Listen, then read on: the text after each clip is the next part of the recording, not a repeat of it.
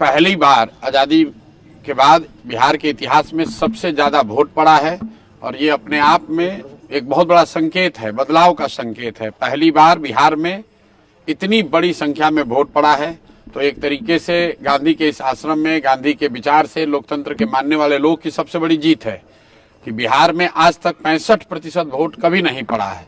तो हम लोगों का ऐसा मानना है कि ये 65% वोट बिहार में बदलाव का वोट है। 14 तारीख से बिहार में एक नई व्यवस्था बनाने के लिए वोट है। ये वोट इस बात के लिए है कि बिहार में भी अब बच्चों के लिए पढ़ाई और रोजगार हो, बिहार के बच्चों को भी आगे पलायन न करना पड़े, 10-12 हजार के रोजी रोजगार के लिए घर परिवार बिहार गांव छोड़कर बाहर नहीं जाना पड़े, बिहार में भ्रष्टाचार खत्म हो। और इसीलिए लोग इतनी बड़ी संख्या में आकर वोट दिए हैं। जितने भी पत्रकार हैं, विशेषज्ञ हैं, राजनेता हैं, किसी को अंदाजा नहीं था, किसी को अंदाजा नहीं है कि इतना लोग वोट दिया कौन है। और जो लोग ये दावा कर रहे हैं कि वोट किसको पड़ा है, उसको जब ये ही नहीं पता है कि वोट पड़ा कितना है, उस दिन 3 बजे तक 4 बजे तक जब तक इलेक्शन कमीशन ने डेटा नहीं जारी किया है, चुनाव के प्रतिशत के आंकड़े जारी नहीं किए, तब तक लोगों को ये भी नहीं पता था कि वोट कितना पड़ रहा है।